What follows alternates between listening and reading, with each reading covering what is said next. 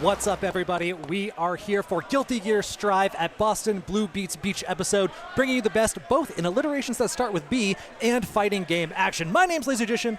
I'm joined here by TNS's Zero. What's going on, man? You know what? It's a spectacular time out here. My first time in the Boston area as far as I can remember. So who knows? Someone kidnapped me and brought me here, and then I just didn't remember at all. But here we are, Boston. You know, we have a very good bar culture. It could have been like 4 times you've been here, and you never know. That's insane. But yeah, no, I got to check out the local area a little bit.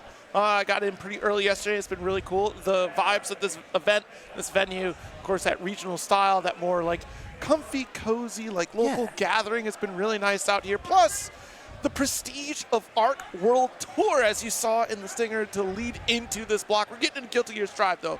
Last block was Grand Blue Fans versus Rising, but I believe we're getting into the B pools of Guilty Gear for this one here. Absolutely, and like you said, this is one of those ARC World Tour stops, getting those points, try to get to the ARC World Tour finals. We had people show up for this bracket this year. Yeah, I mean, it's a really big one, right? Because you're trying to get your 3 best qualifications in terms of gold events, right? So this is going to be one of the few North American stops that offers that. So, of course, a lot of folks wanted to come back out, try to take their shot. I know we got Marvello, we got Carsonist here. We have... we got Nitro, we got Lord Knight. Yeah, Lord Knight. So many competitors out here trying to grab those points and really try to see how far they can go. Yeah, it's not Carsonist. Carsonist is the Street Fighter player. Classified, yeah. I'm really excited for this bracket, particularly for me, because like you said, regionals usually got that cozy vibe. So I've known a lot of these players for years that have just kind of come out. We go to locals sometimes, you know, bring out for the bigger events, trying to get the online events. But now we got both that feeling of the community, and then we also got these killers in the pool to shake things up. Absolutely, and it's really cool because this event actually has Guilty Gear running on a PC setup out here, varying degrees of like 30 to 40 series cards on that one. So it's going to be really fun to see this compact build and to see players playing on this platform. So yeah, we're looking forward to see some of this action as we get our first competitors up here in just a bit. But we've already had some matches go through. The first waves are settling in, and it's already kicking off to be a great 2-day event, right? Tomorrow's going to be our top 8 action. So we're going to whittle down as far as we can before we get to that point in the bracket. And we got a lot of great other games coming up for the rest of the day, too. Stick around. There's, I think, more Grand Blue action going on. Yes. We got Uni 2. We got more Tekken pools. We got Street Fighter. Everyone's playing everything out here today. Absolutely. Yeah, it's a good spread of games. I mean, even some of the, like, old man games, as they like to call them. Some of that Sailor Moon action. Of course, Mbach is out here. Like, this is a very anime-heavy territory, right? Or at least, like... That's the Boston Blue Beat special. Yeah, that is, right? You know, I mean, look at it. It's Boston Blue Beat. It's Blue Beat for a reason because, you know, that is the games we are based on out here. So it's a great pleasure to have this become an ARC World Tour stop, giving all the more incentive to come out here, and clearly competitors all the more incentive to make that appearance as well. Absolutely. We got a second. Apparently, I don't know if this was Will trolling me like 2 years ago, but allegedly the deep lore is that Boston Blue Beat formed when 2 friends wanted more people to play Blaze Blue with, more people to play Plus R with. And they're like, no one in New England is making this happen. Why don't we just do it ourselves? And that's how Boston Blue Beat was born. You know, so often that is how events are born, right? Yeah. It is quite literally how locals are made. It's just like, I want to play with more people. Let's open that up. Let's do that. And that is how they start. It doesn't have to be the most grandiose event. It could be you in a garage with some of your homies, and then it grows beyond that. You got to rent out a party room at, you know, a local wing restaurant, and then you just grow from there. And here we are, running out 2 ballrooms. There's a side game ballroom as well, and a couple conference rooms filled with tabletop games, which is becoming ever more popular lately as well. Got the Mahjong, another one of the Boston Blue Beat specials. Yeah, so I'm really excited to see like that local personality kind of show up. I think that is really critical, and Boston Blue Beat so far has been encapsulating that experience, and we'll see how the rest of it goes. I know we have a couple competitors about to step up into the arena here. We'll get to that in just a moment. I did hear ever so quietly who was coming up, but I missed it, so apologies to production. That's on me. I'm Gifto and Psychoshift. Okay. Excellent. Not 2 names I'm familiar with. That's that's the best part of pools, right? Yeah. Get out here, get some names on screen you might not be aware of. We've had some killers make themselves known in pools before. Yeah. Breakout performances, this is where they happen. And, you know, like you said, it is because the fact that it's more a local event, right? You get that time to shine and really kind of put names to faces. And it's also great to have that moment of prestige when you are at an ARC World Tour event because it's in your neighborhood. Exactly. So you get to represent your territory in a great, unique way. We'll see the character spread show up here. I mean, honestly, I was watching that Grand Blue block. It's the most veins I've ever seen in my life. I was watching Tekken. I've never seen more June representation in one pool in my life. It's really cool watching like the way local metas develop like that. Like sometimes, you know, you have some regions that are really heavily on one character, some regions that, for example, Boston has historically never had a Happy Chaos player. And so, right. So for the first couple of years, when Happy Chaos was the menace of the game, the Boston meta was awesome because we didn't have to deal with it. Oh my goodness, that is... We didn't realize how good we had it. You know, that's the thing, right? I've gone out to other regions, and that's so true. It's just like, even like small subsections of America, like there are very specific character archetypes that do show up. Right. So that's always fascinating. I always kind of talk about like regionality, right? Like North America likes to play a certain style, Japan and EU will play a different style. But then you start to get into even smaller subsects where you start to hyper-focus on that one region. Like, okay, well, that's the universally adapted playstyle of the East Coast as opposed to the West Coast. They play, and it just keeps, you know, kind of getting more and more granular as you kind of go through the entire cast and how the stories play out. We got a button check before we jump into this here, but if it is Soul Bad Guy and Potemkin, this is going to be a big one here. A little terrifying for Soul, but honestly, Soul does have the gusto to keep up if this is the character picks that we're running with. Yeah, Soul being that all-around character with a very strong tool set, very explosive damage potential, can definitely hold his own in just about any matchup. But the Potemkin buffs in this season have been so real. Potemkin went from one of the lower tier characters to arguably top 2, top 3. Right. It is. You know what? Yeah, I'll let you roll with that one. But absolutely very strong. Yeah. I don't know if I'm personally ready to commit top 2, top. You know what? I agree with you. This character has gotten way better. Oh. We'll see if Psychoshift can make that happen, thread the needle between those arms when the grabs come his way. The armored grab is just the most insane thing. Like, that is...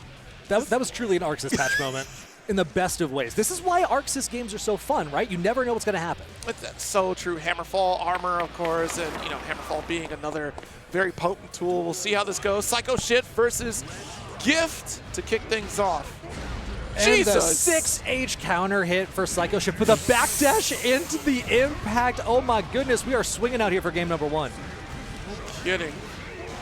All right, Gunflame pick up here. Very close run up, but this time opting for the close slash. And there's that armor coming through. Not quite on the throw yet. Maybe we'll see it later. The BRC goes low. Increased hit stun means you can combo off of that. Has to force the burst. Flick, and that is the opportunity to make that approach here. Doesn't go for a Vortex. That would have been a big Hail Mary. This conversion should kill, and does. Gift. Look at that. Substantial life lead. This is very interesting in this lineup here in terms of like the distance that Soul has had to cover in this matchup. Up close and personal against a terrifying threat, whereas Gift can kind of smack you far slash, get the stagger for Potbuster here, and already 50% lead. Yeah, that Wild Assault usage was really, really strong there for Gift. Being able to maintain plus frames while trying to exert your pressure and force them further into the corner, which is where Potemkin is at their scariest. Ooh. As a character in Guilty Gear Strive. Okay. Oh, nice, nice. Got the JH, but it was that first hit, so it allows for the low. RC taking a turn back. Oh, Strike no. throw, we go throw, we take the round all the way home. Game number 1 going to Gift. I saw FD, that was green, that means go, that means Potbuster. You're committed to that block for a little bit there, and unfortunately, that means an entire round for you. And a game up as Gift starts with the Kara Pot right there. And that's an adaptation, too, because Gift was playing really conservatively around start in the first game. Going to back up, going for a whiff punish around start, then using that pressure to force the strike throw. Going straight for it this time. Got all that damage out already. Has the RC to back this up. Is that a perfect? Not quite. Yeah, I think we got that one block, initial interaction, yeah. Jesus, all right. Heavy slash, it's been very explosive every round start. Not one throw has connected for Psychoshift. FD coming out again, trying to make some space. Great call against the grapplers, but we get punished on the whiff. Gotta be careful on this aggression though. But honestly, Psychoshift, there it is, clean hit, heavy volcanic. Psycho has been very aggressive on every round start, on every attempt to close the gap. You gotta watch out for these Garudas here. No action taken That could have been Gift throwing out a Pot Buster. Still not happening. Dust commitment. Love this. Missed Taking the DP. Oki, but we didn't find the Wild Throw. Unfortunate. Gold Burst. I love the look, but not happening quite yet. A little bit of chip territory. The tap Dust for the overhead means Psychoshift going down 0-2. Gift really strong in this game. I guarantee that 6H was not supposed to be the 6H there. It had to have been the DP to attempt to get the clean hit. Unfortunately, not going to connect it there. It would have gotten shattered. It would have been a different story. Psychoshift one step away from victory in that interaction, but Gift is already dominating for this corner. Look at the way Gift is boxing Psychoshift into the corner, using the flicks to control the space. Now we got the super to come through, pushing the corner a little bit more, and then the rising heat tackle will close out into set point. Just an absurdly dominating set so far for Gift. Hammerfall, we can low profile those. We get 6B. At that range, I believe we were close enough to just get a regular throw. Get the quick reaction there. Short hammer falls, threatening the space, and here we go. Convert into the super once again. Get the glass break, get the positive bonus, get the Oki. Oh no. Get killed. Sheesh. That was just a slash Volcanic Viper there, the light addition. But man, what a gift to start off our bracket here. Potemkin up against Soul, and unfortunately there was no recourse for our Soul competitor here. It was just nothing but Pop Buster supremacy out here. And it is a lot of that was that aggression round start, which works splendidly well for Soul Bad Guy. I mean, that is the type of character he is. You mentioned it earlier, just like he's an up-close brawler with a little bit of grappler tendencies here. But I think there were some moments where we really kind of just locked in and took no action, which allowed Gift to continue, especially under those Garuda situations where we didn't try to make a jump out, no reversal attempt. We didn't quite answer against Hammerfalls quite enough. Like, we just ran into them. There's opportunities to either 6P through, depending upon space you could throw. So there are options that just were not coming out to the forefront here. I also love the backdashes on Oki coming out of Gift there. Yeah. There were so many round starts where the momentum shifted just off of that one choice. Yeah. Being able to get that whip punish, get yourself out of the corner, get your game plan going, get that strike throw damage coming through that Pot is known for, really is a huge pivotal moment in several of those rounds. Absolutely. Yeah, a great set so far here to kick things off. I do believe, wait a minute. This person's in the wrong game. That's a BlazBlue character. Absolutely. You know what? That is the Blaze Blue Boston Blue Beat special. We had a lot of cosplayers out here today. I saw a couple. You know what? I saw a lore match. We had Elfelt versus Testament, both cosplayers playing their characters in some friendlies earlier. That is awesome. You know what? What's even better is that you were cosplaying the character you're playing. Right. Because I've seen that happen quite often, that you were cosplaying and you do not play the character you're cosplaying. Questionable behavior. But also, yep, we got the accessories along with our cosplay as well up here on stage. Love to see that. I believe this should be Sin stepping up to the arena here on the player 2 side. That's not the player's name, but the character they'll be playing. We'll get a couple names up here as soon as we can. By the way, while we're sitting here between rounds, we do have matcherinos going for every game that we're playing this weekend. So if you got some time, head on over there, claim a free code, toss a few bucks in there if you'd like to. Okay, we got Gravtail going up against antiv3nom. antiv3nom, a local, comes out every now and again. Have definitely seen that name more times than not. Gravtail, not one I'm familiar with. We'll see what the character choices are in just a second. So antiv3nom supposed to be the Sin player. Very strong Sin, absolutely. I was running some sets with them last night, and that was absolutely devastating for me. You love it when you got a block of commentary coming up. You're gonna play the game so that you can speak intelligently about what you're watching, and then you get blown out. It's the best. Well, and that's the crazy thing. What makes Sin so powerful is that Sin is constantly pressing the offense against you and really kind of forcing the situation. Like, you sometimes get lucky where it's your turn to decide the rock, paper, scissors. Right. More often than not, Sin's like, guess what? I'm going to keep you guessing. It's going to be overhead low. It's going to be that guard crush pressure, which is very devastating to deal with if you don't have like a true reversal character, which I did not. I was playing Geo. So and speaking of which, we have another character who doesn't in the Slayer.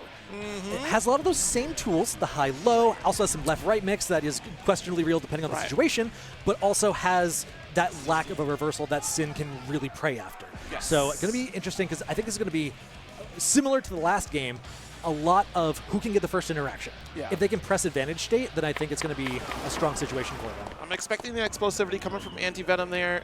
It's going to be that quick gap closer. Utilization of, like, obviously the Gazelle step to close the gap and just cancel off those calorie points, which we'll see in a bit here. You see, already got that one low with the Elcon. Burst coming out here from Gravtail, fishing for the 2H. Such a huge starter for Slayer, so no surprise there. See if you can sneak one in early. Once you took Burst off the table, you'll notice antiv3nom already pressing the offense. That's great. I can just keep pressuring, trying to open up with the full calorie spend. Does get the conversion. Quick snack. Yeah, get that wall break, get positive bonus. And Sin rides positive bonus so strong. Oh, yeah. Exactly like this with the Ride the Lightning. You can get a wall break from just about anywhere, close out the round. If it doesn't close out, you get to keep that positive bonus going. Yeah, that snowball effect just continues and continues. You had to stop Sin from achieving that win condition here. And Gravtail with no burst to their name yet is unfortunately going to have to ride another snowball. Still has a little bit of calories left. Importantly, did not full spend on that combo. So with the 6P, we're going to take the burst away from Gravtail. Looking for one more touch to convert with all of this meter. There it is. The Kara, break the wall. One more, I lied. One more.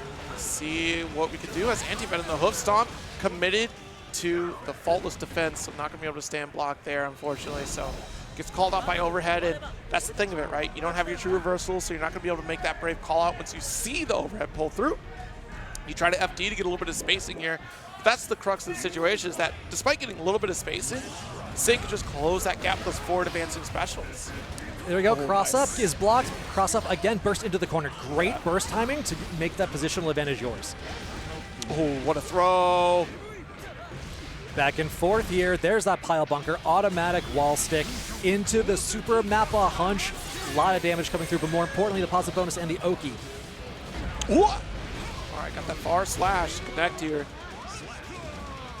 That's a good round for Gravtail. And that's, like you mentioned at the top, but just how quickly this can kind of pendulum swing in favor of the opponent, right? Because of how much damage both players can output. 5K after the 2H does get a corner position with Guard Crush to follow up. Is this scary? Oh, the throw to reverse the situation, so important there for antiv3nom. With Gravtail getting that universe buff, that could have been really dangerous at the wall. Instead, they get to exert the pressure. YRC spended from Gravtail, and in response, the trade of meter, gentlemanly handshake, dandy handshake even, and the wall break for antiv3nom. All right, buy yourself a little bit of time here. What a 2H. Instant burst out of antiv3nom, and just come back too. Woo! Jump in, but falls out of the combo, and love the backdash. Just gives you spacing away for the dandy hammer, and does get beak driver. And thought that we would call out a Mappa hunch potentially here, or maybe just a misinput in general. Either way, unfortunate scenario here for antiv3nom, a game up for Gravtail. And a confident punish in between hits of the RTL. Right. That makes me think they know the matchup pretty well. That's a technique that you only do if you've lapped that out at least a handful of times. Otherwise, like if I'm in bracket and I see a super coming at me, I'm letting it play out. That animation's finishing before I press the button. Anti-air, no conversion though. Here we go, throw in the corner. Slash sequence though. Nice jab at the 2P. You do get an RPS situation depending on the spacing of the Mappa hunch there. So like the way antiv3nom decided to play it calm, cool, collected. Then we get the air throw, keeping this advantage. 6K coming through, we're going overhead. Very unfortunate though. Gravtail, pumped the brakes that PRC to try to get the advantage on their side, but antiv3nom was still able to shut it down. One touch is all that antiv3nom needs. It does get the round here with the low. Look at the way antiv3nom is canceling their 2H. Right. If you use both hits of the 2H, you're susceptible to being IB'd or IBFD'd. And the way they're playing around that problem is by canceling after the first hit. Exactly. All right, we do get the hammer. A little bit of guard crush, but pumps the brakes right there. Interesting. With punish with the Elcon. I love that. Oh, the backdash, though, getting out of the throw. Can't convert. Ooh, snuck in a pile bunker there. Guard crush again, our turn. 6H, not going to work. And the big 2H counter hit. Pile bunker loops are canceled after one. We still need one more hit. PRC. Oh, yeah, that was a dangerous 6P right there. Massive lead, took the burst right away. And here's that conversion ability from Sin, one of the strongest aspects of that character, the ability to get a wall break from basically wherever they would like, and a hard knockdown. Such a strong tool. Tick throw is blocked. Jump back. Yes. Watch out here, the JS again. Wild Assault, just continue our offense. And I love that use too, because you have another round after this. You're going to get that rest of the burst back if you need it, but instead we get the round. Good use of resources. 2-1 here for antiv3nom. Yeah, really wanted to shut down the round right then and there, and I don't blame you, right? You've already knocked your opponent in the corner. They're out of resources to make any sort of defensive decision. It's all in the hands of antiv3nom to control that position, and Gravtail has to make the guessing game like a simple walk-up throw. Ooh, went for the cross-up, I believe, on the Oki, but antiv3nom's backdash made the same side, so they blocked incorrectly. Okay, does sneak in with this back throw. Better positioning here for antiv3nom. Rough round start. The YRC into Hunch. Watch Another it. 2H gets the whiff punish. The throw on Wake Up has been such a strong representation all set long between these two. We're jumping over the 2H with the overhead special, and we got the special to break the wall as well. A little bit of meter left here. BRC to get the advantage, understand the situation to take the wall throw, or air throw that is. Oh, nice. Try to sneak in with the hoof stomp there, but there's the neutral jump. We do get our guard cancel, but unfortunately not close enough for a Hunch. One more round, antiv3nom. I do like the usage of the deflect shield there, because that's not something you've represented so far. You could catch them off with the spacing, but no, antiv3nom not ready to be fooled. Getting the wall stick again. antiv3nom's conversions have been really on point so far. Absolutely. All right, here's our Hunch. Oh, wow. Unfortunately, I got a hunch antiv3nom's going to try and run away with this. Few calories left, and we get the punish on the elk hunt again. Don't have meter for the super, but we do have enough for the positive bonus. One more hit is all antiv3nom needs. Gravtail's got to make something happen right now. Got the patience here. Uh-oh. Yeah, respecting the beak driver range, but a deep run up like father like son. And antiv3nom will take it 3-1 over Gravtail. And I got to say, the big takeaway from this set, coming from at least in Gravtail's side, was the constant usage of 2H coming from Slayer here. Yes. It's that denial of the elk hunt. It's the denial of the forward momentum that Sin could potentially have, but very quick from antiv3nom to at least go for the hoof stomp, like you said, to avoid that low hit coming from the 2H to hop right over. You open up the opponent. You do get that big counter hit, but that was very situational. It was in that corner that we finally got that in, but otherwise, big respect coming from antiv3nom here on that spacing, understanding that one counter hit could mean your demise against a character like Slayer. Absolutely, and I think it was important they closed that out, because Gravtail was looking more and more comfortable as the set went on. That first round, a little bit of a one-sided game there. Yeah. antiv3nom really ran away with it, but as the set went on, Gravtail looking stronger and stronger, so antiv3nom closing it out before Gravtail has a chance to get in their comfort zone, get that Slayer flow going. Really important move there. Absolutely. It's very interesting to see that back and forth, how quickly you can adjust. You have some of that time here in a 1-to-3 situation, and we're certainly going to see a lot of it. Yeah, Lord Knight stepping up into the arena here. Get some biking out here. One of those characters, character loyalists rather, on the bike that really trying to develop that tech, push that character as hard as he can, which is something that I really like seeing, because there are very few truly top-level reps for Biken. And I think Biken is a character that is extremely fun to watch. One of my secondaries for a while when I was messing around with her. I think she's incredibly fun to play as well. And has a lot of depth to her, especially now that the parry's a guard cancel in this season. That increases the depth of complexity of this character so hard. Yeah, everything has changed now that she does have an on-block parry here, and still makes her a force to be reckoned with. On the opposite side, we do have Firegate, who will also be joining us here. Maybe the Sin. No, still on character swap. Okay, Milia. Oh, no, that's right. I saw Firegate playing with Milia earlier. Interesting matchup. This is one that's interesting to me, because they both have very good air options, and they both have really good Oki mixed vortexes, but Biken's neutral is a lot better in my opinion, whereas Milia's air mobility is a lot better. Yeah. So it's really about how they can play fly swatter versus how they can play evasion. I mean, shoot, Yozansen's a great fly swapper. You know, you deny that aerial space with the Yozansen, you can bring Milia back to the ground, or at least just stop that momentum, stop the escape routes. I think it's going to be critical. The air to Tommy to try and block away any mirages, things like that. However, if that Millia can play around those options, if they can choose their moments correctly, play their spacing approach correctly, there is definitely no issue in Millia taking these rounds away. Again, if Lord Knight can add tether, which is, it's not a matter if, it's a matter of win in the case of Viking. Eventually, you're going to get a tether here. That makes things very tricky for Millia in terms of escape routing, in terms of aerial routing. Now we got our buttons checked out here. Here we go. Lord Knight versus Firegate. Opening gambit is a jump back Zonic, right? Because that forward approach was potentially there at the round start gambit for Firegate. Yeah, and we already saw LK going for the parries there during the Oki setup. Now taking the burst away from Firegate. Nice JS. Yeah, the falling JS covers so much space. It's close enough to the ground where it makes things a little worrisome there for Firegate. You see the caution there and starting to see these parries. And Firegate with the single stagger does get the close slash counter and forces a burst from Lord Knight. Ooh, the air-to-air conversion, the JS air dash JP. Now we got the JH attack coming through. Do we have the special close it out? Yes, we do. That should be round one going to Lord Knight. Taking a few blows coming from Firegate here, but at the very least, because of the low health state of Millia, you're able to catch up very quickly. Also, we got to talk about playing Millia against Lord Knight. One of those legacy players developed a lot of the tech for that character in the early days. We really are. Ooh, the BRC 2K. I love that routing.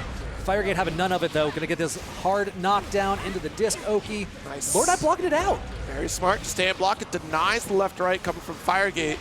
Ooh, nice JS. Doesn't stop the second jump off Capel. How many overheads does it take to open up a Lord Knight? At least one more. Well, I mean, as you said, I wrote the book on Millia Rage. What do you mean? This is my character since Exerd. You dare throw Oki on me? I mean, let's just keep going back in the annals of history how many times Lord Knight has been playing Millia Rage out here. Come on now. Hey, at least I can't complain about pin. You know what? You didn't deserve it. None of you Millia players deserve the pin. I'll say it. Burst out of Firegate here. Going back to neutral after the interaction at round start. The JD, again, another tool that covers so much of this aerial approach. Go, hair card.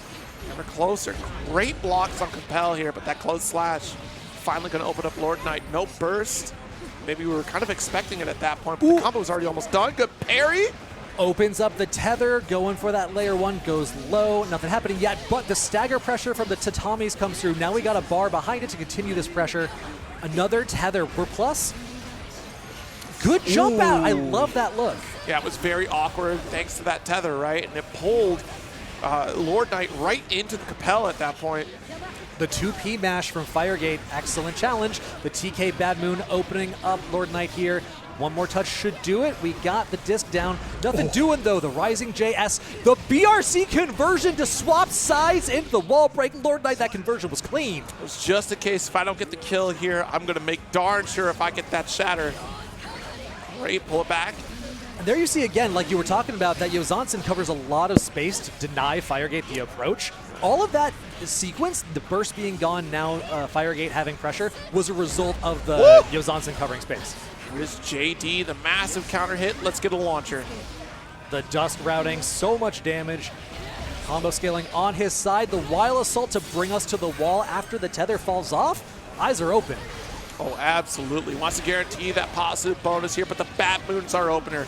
Firegate has a ton of work to do with no resources on their side. They're definitely going to save, at the very least, that burst meter for what's left of this round. It's a hope and a prayer. You have to play perfect, but the air throw, Lord Knight very quick to react here, 2-0 lead. That's that anime player classic, right? Slow down, assess the situation, see they're right above you, jump up for the air throw, close out the round. Love to see that now. Lord Knight, 2-0. Looking for one more. Firegate, taking a moment. I like this. It's always a good choice. If you got a second, take it, breathe, reassess, reapproach. Ooh, interesting. The forward approach, though. Firegate taking to the skies. Disc, no problem. The JD, I got those. Great, again, just constantly interrupting those air routes, and that is pivotal to Millia's game. If she can't make any forward approach, it's kind of over for her at that point. Nice parry. Yeah, I don't even feel like Firegate's playing particularly badly. Lord Knight just really has a clear idea of how he wants to play this matchup and is using the tools Viking has to make that happen. It's such a great point to make, right? The denial of your offensive game plan. It's my offensive game plan. He's got the head nods. Got that rhythm training up in here. Yes. One more round here for Lord Knight to advance. I can't be the only one who sees Tether and thinks Scorpion, right? Every now, like some of these tethers are from across the screen. I can't help but hear, "Get over here!" Listen, if Tether worked like that, or if Scorpion's spear worked that way, that character would be way top tier. YRC coming out, Firegate crossing up, getting the Oki yet again, just coming down. Ooh. We finally find one. Yeah. Let's get that shatter. Got a little nervous. Maybe we wanted Artemis there, but either way, deflect shield. Give me some room. I love the way LK played around that by trying to come through with the RC. Yep. About even on resources, but a round up and life up. And look at the risk here. Lord Knight closing it out. I'm not even sure we needed the risk, but either way, still getting the dub. 3-0 victory over Firegate.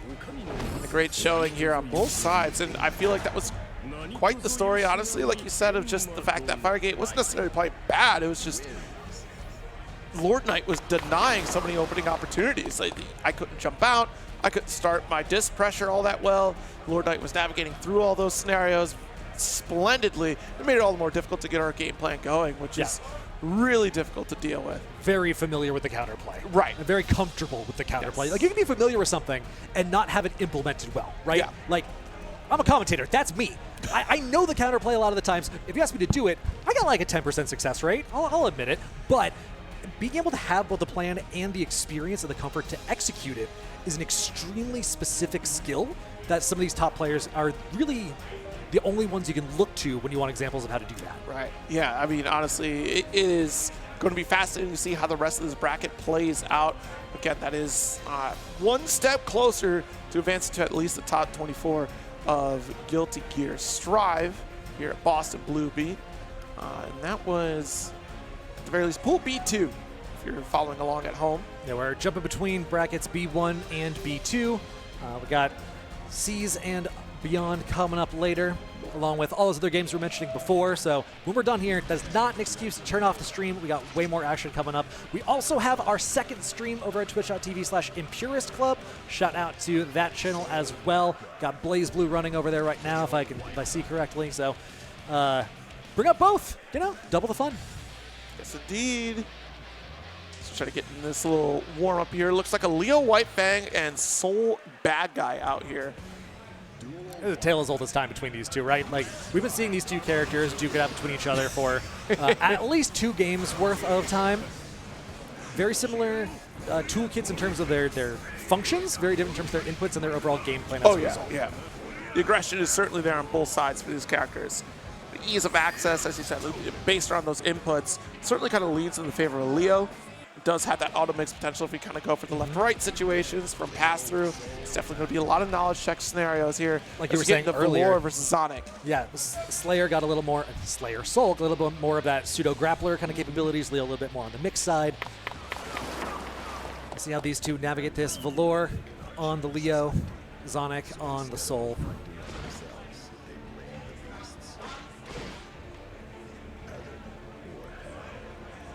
It's going to be a scary round start for these two. Very volatile. Yeah, it's going to be...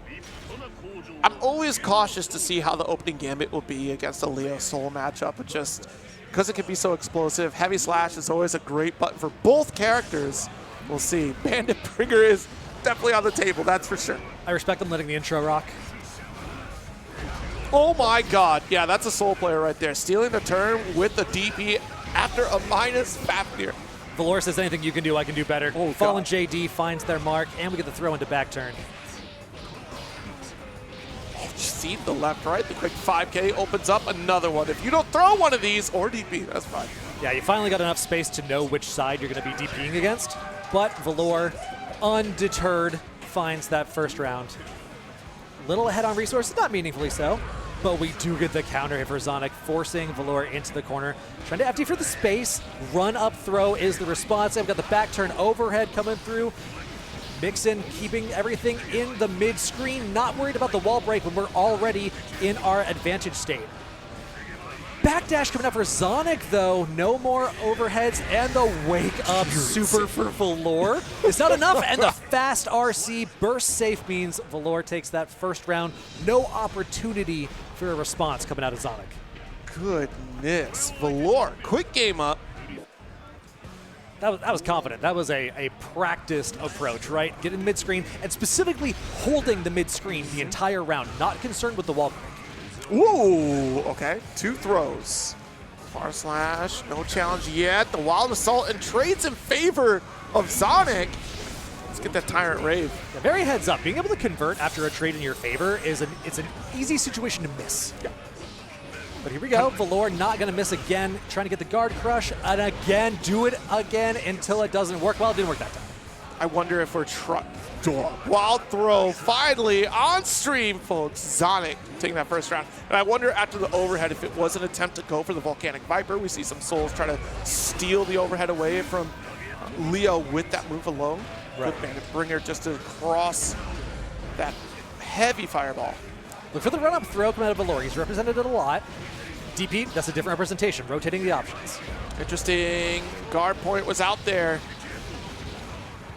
In the corner now. No. Steal the corner, try and get the mix, but great block, like you said, and the throw to counteract the cross through. Mix time, going low. It was very important, and I feel like it was just a matter of time, right? Getting used to the cadence of the Leo that you're going up against before you can make that throw attempt, and what a Volcanic Viper! There's that active defense, the tap dust overhead, clean hit Volcanic Viper. Zonic answering back 2 rounds straight. These two are swinging at each other. That's what Leo and Soul always promises. I mean, it took that one game for Zonic to understand this is the type of Leo player I'm going up against. Right. Sometimes it does take that, right? Just that one match to understand the type of player you're going up against before you start to run your game plan. It's a dangerous data game to play, but it does work out to your benefit, especially in the first of 3 format. Counter hit from Zonic forces out the burst out of Valore. Really important one there because the burst advantage in this matchup is extremely important. We've seen how these two can run their advantage states into the ground. It's really important you can be able to keep that. There's so much Wild Assault usage coming from Zonic, but look at the risk gauge. Worth the spend to make sure we can continue to add pressure. Valore in trouble, finally finds a flash kick due to an overextension from Zonic and a couple counter hits with the Turbulence corner carry. Left, right. Staying to the mid-screen, we got that back turned. Looking for the counter. Nope, just trying to control the space. The whiff punish, back dash in, back turn H. So strong. And very smart recognition there. Got the dash cancel out to the deflect shield, but unfortunately still gets interrupted by Zonic here. Corner finish. I like the way Zonic is starting to incorporate the stagger pressure. Yeah. Those 2Ks, you don't need big damage to close rounds out. Yes. So if you can stay safe but still maintain pressure, that is an excellent way to structure your offense. And here's how to structure your defense, simply reversal. And now we got simply mix going to the other side. We got meter to work with if we so want it. Another cross through, and the DP denies the 45th reset. There's no bigger threat than a charged character holding down back. Couple 2Ks just to guarantee the clean hit. Just shy of the super meter too. That's all right. We're still advantage here. We got the positive bonus. We got more meter now that Valore had to spend on a PRC. And the reversal super? Wow. If only the 5K wasn't coming out. That is unfortunate because we could have parried that. We could have just backed away if we were already in a blocking state, but unfortunately we were back turned. So he had a commitment here. Stagger pressure for Valore. Finds the burst from Zonic. But we're boxing in again. The 5P anti-air? Oh, missed the clean. Missed it. Tricky position to do it, though. Caught a backdash or reversal. I'm not quite sure which one that was. Another reversal comes through here for Zonic. And a counter hit?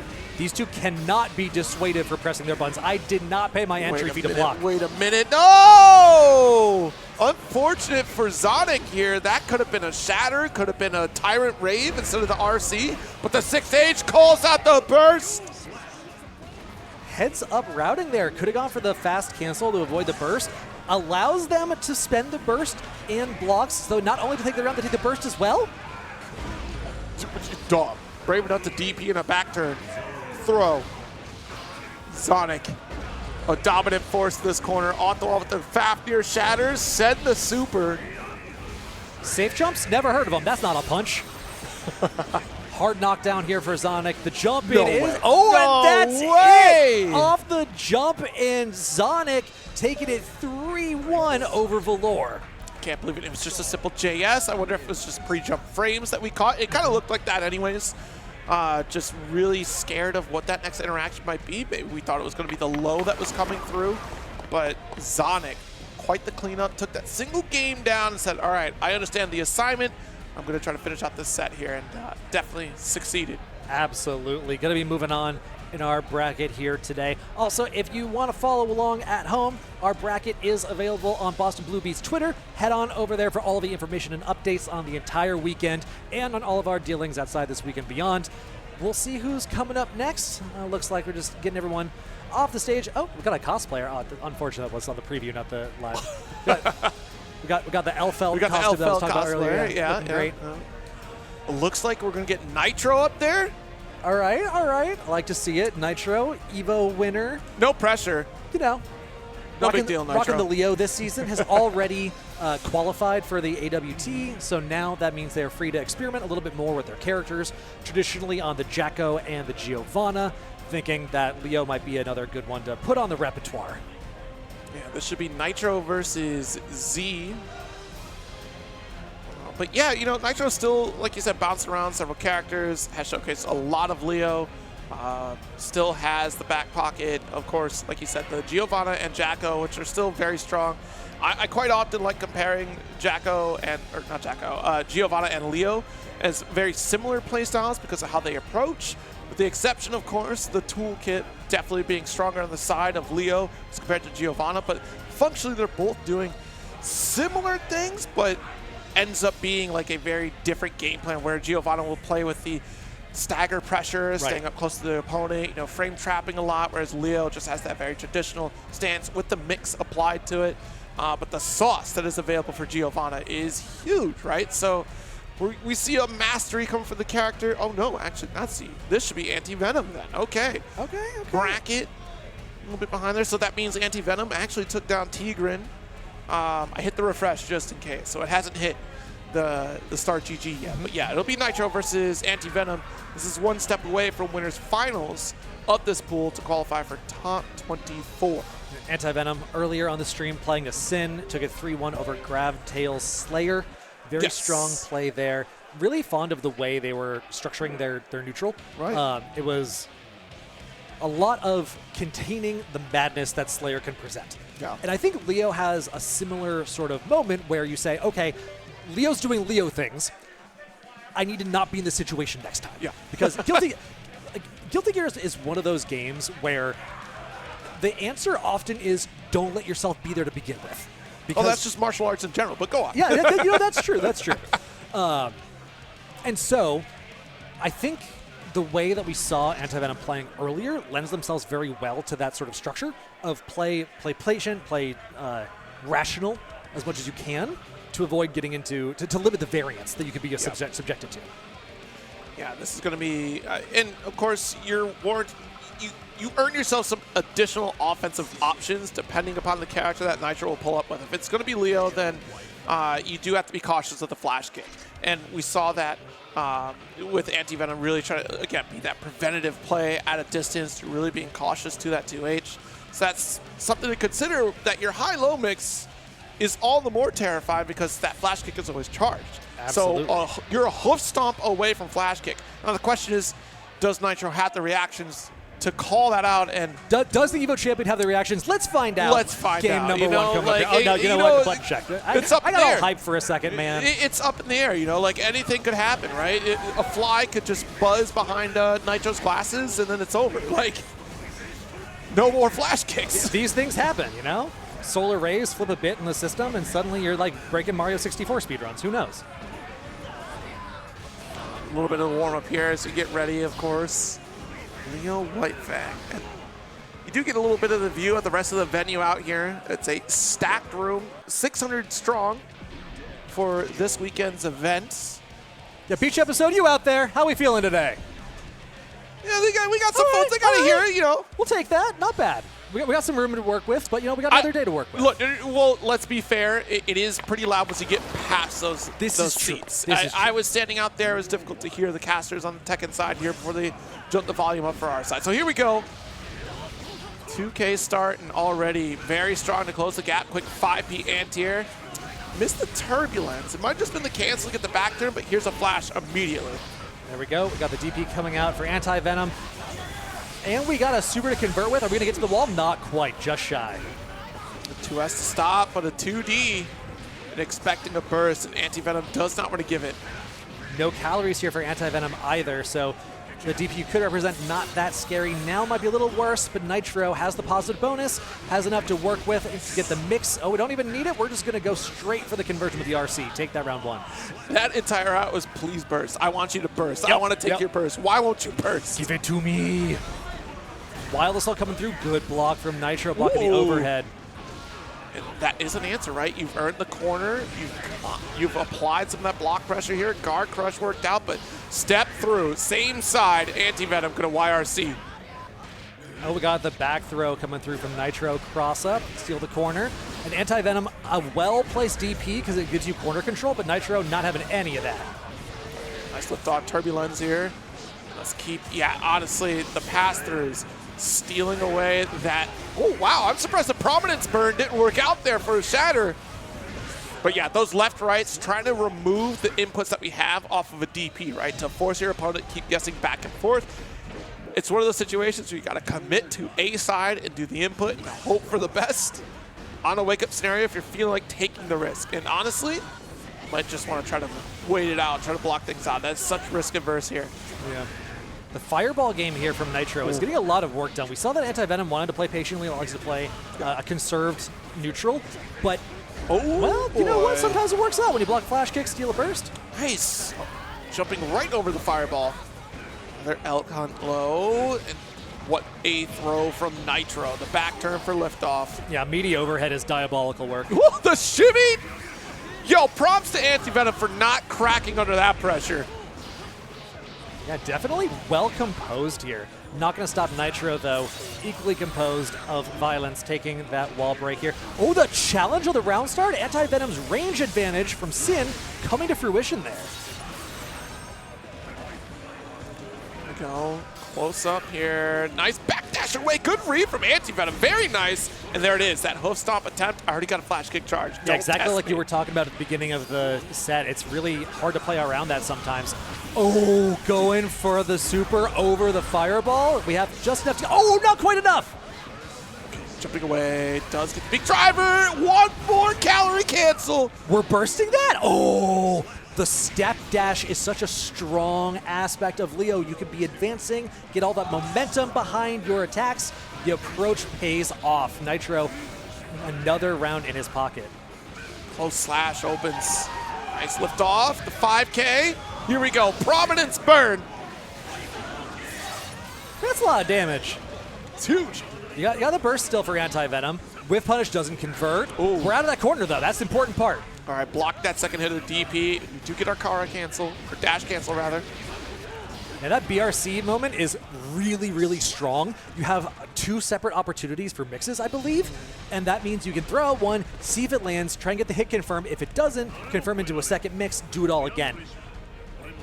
Something a lot of characters that have good high-low or left-right make a lot of use of. Yeah, Biken's another good example of that one. Lift off here. It's the back turn slash. Just slap at the glass. Love it. Keep it simple. So make sure I get my shatter. I want my positive bonus. Flash. Unbelievable. I mean, you don't have a lot to lose, right? They didn't have any calories. You already have 2 games to work with, and you have a full bar of meter. There's not a lot of risk for sending out the flash. Exactly. Now a little worse if you want to take that risk. So Nitro trying to block it out. Anti-Venom capitalizing on that. Gets the positive bonus, but the 2D for Nitro. Can't believe it. Far slash going to get punished there. The back turn. Just keep pressing slash. I dare you to make the approach. No parry. Nitro fishing for it. It's a good button. What can I say? Falling aerial. Anti-Venom feeling confident, going for the RTL. You got pressure, and the fast RC gives them the mix. We got some calories to work with after this. We go overhead. Anti-Venom takes a round off Nitro. You can pick up there. Anti-Venom taking a round up. Nice toss. Yeah, love that stagger pressure. Throw out a normal, stagger just a moment, get that dash momentum into the throw. Classic strike throw come out of Leo. Oh, what a call out here. Duh! The charged dust. You have no burst, is positive bonus and massive damage. And he's got the routes. Sometimes people don't lab those out. You don't see charged dust that often in this game in competitive. So when they come, I love to see them know what to do. Flash, yep. Ooh, the wake up super. Does this hit? Do we block? Not quite. Nitro shrugging his shoulders, though. That's fine. You want to spend some meter when I'm this far ahead? I got the meter to both send out a super of my own, cancel it for a quick RC mix. Now Nitro on set point. Cross through. Here. Does get that 5K low. Let's get the ground bounce for our back turn. Yes, I got the turbulence to maintain the back turn pressure. The two gorillas are sharing the brain cell for a moment. First off, it was just fly Nitro putting out 5P to say, I dare you to come in. Go ahead and make that press. Jump in, anti-air, no problem. Flash kick, stop it. No hoof stomp for you. Got one bar for Nitro as well to close this off. If the mix is blocked, we can go again. Did this hit? Yeah, he called a shot. You see it on screen on our caster preview here. Nitro throwing up the fist bump before the super animation even finished. He's like, yeah, that's it. I got this. It's the type of control that Nitro understood they have when they could just comfortably put out 5P and said, I've solved this. You're going to be put in a block situation. I'm going to continue pressure from this point on. The sheer aura of it all. To prominence burn like that. Nitro is diabolical. Advancing on the winner's side here of Pools. antiv3nom, still great show. Honestly, you can see it in their play. It's very calculated, and unfortunately, coming up against an overwhelming offense like that was not able to succeed, but still some very great decisions made from antiv3nom. I would not be disappointed by that performance outside of, it did not go my way. That is ultimately what it comes down to. Some things that we could probably clean up here and there in terms of interactions. That's player-oriented way more than it is just, I didn't know what to do. 100%. Yeah. That's a set you walk away from with your head held high. Exactly. Well, we're going to keep our heads held high throughout the rest of this block, but first, I want to take a quick break. We'll be back with more Boston Blue Beat Guilty Gear Strive action right after this.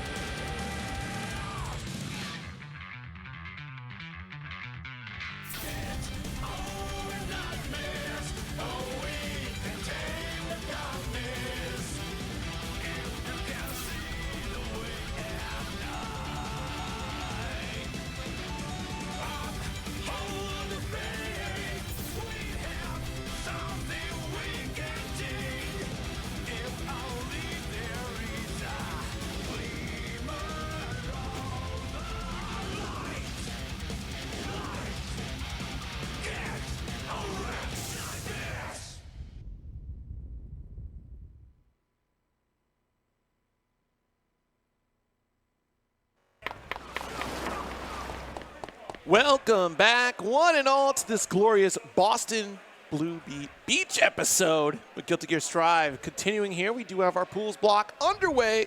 We're in block B of pools for Guilty Gear Strive. Of course, myself, Zero, alongside Lasergician to continue this Arc World Tour action. We've already gotten some pretty exciting matches so far. We got to see a little bit of Lord Knight. We got to see a little bit of Nitro who are in this block. And still plenty more to come in terms of qualifiers for that top 24 later today. Absolutely. Lots of fun games so far. I like the character diversity we've seen so far. Yeah. That's one thing I really like about pools blocks. You get to see a lot of stuff. You got to see not always the same usual suspects. Yeah. There's something comforting about top 8 being things you've seen before, but I love seeing the craziness of pools sometimes. Right. We've gotten Leo. We've gotten Potemkin, Soul, Sin, Slayer. We've got Biken, Milia. Yeah.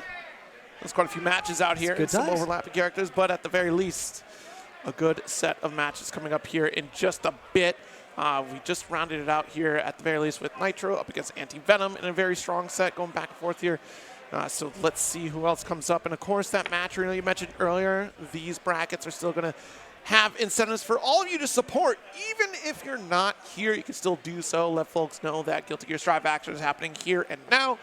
And of course, all the other Arc World Tour qualifications, such as Grand Blue Fantasy vs. Rising, still happening later today. Plenty to look forward to. And even on the match arena, just a few free codes you can claim to help get that support for the players here and some incentives as well.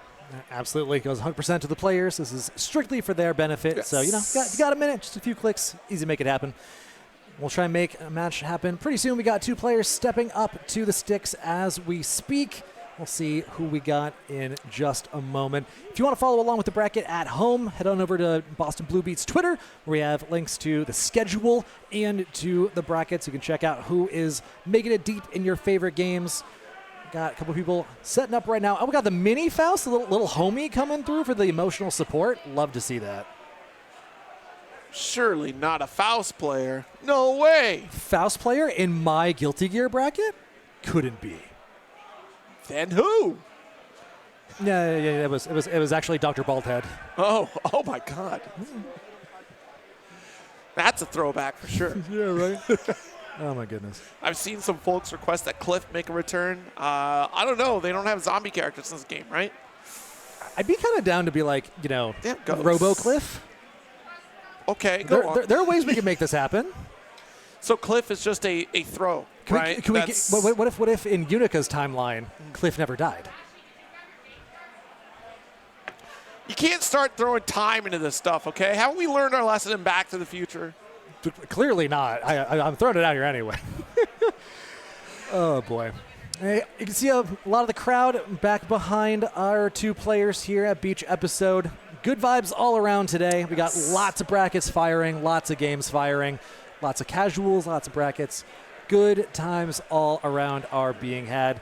Looks like we're getting a button check going through, if I'm not mistaken. We got a Potemkin and a Faust. Yeah, an odd matchup. Yeah, it should be Gifto and Ashiprogamer. Ashi, great run so far. 3-0s across the board and 1 step away from trying to qualify, getting that match to the winner's final side of the pool. Up at the top, it's Lord Knight still waiting to qualify out here. Went 3-0 over Witchway. Especially after their showing against Firegate, has proceeded strongly. So we'll see if that still continues here, or is Potemkin going to be the bane of Faust's existence? Because there are a few ways we can navigate around this, and things can be very annoying for Potemkin to close that gap. If Faust gets that distance, gets that comfortability to be able to toss out items. And again, Hook is going to be helpful, but of course, being able to armor through with Hammerfall is going to kind of help you close the gap against the opponent. Mega Fist is also a great tool against Faust, but of course we do have anti-air tools and kind of challenge against that. 2K is always a great option coming from Faust, unfortunately. Yeah, the item timing is also particularly interesting to me because it can break the armor from Potemkin if it's timed correctly. Right. So that's one where you got to really just trust in the heart of the cards and really pay attention as hard as you can. Mix. Got a trumpet comes through. Nice close S. Oh my God, the conversion's not quite. And here we go, Ashiprogamer. So smart here to go for that 2K. You got the 3 hits that'll go through that armor Hammerfall. It's low profiling, so you're not going to have to worry about that initial strike coming from Hammerfall. Hard knockdown here. We do have meter to work with from Gift's side. And the 5P mash to break the armor. Meteor's coming behind it. Counter hit on the Scarecrow.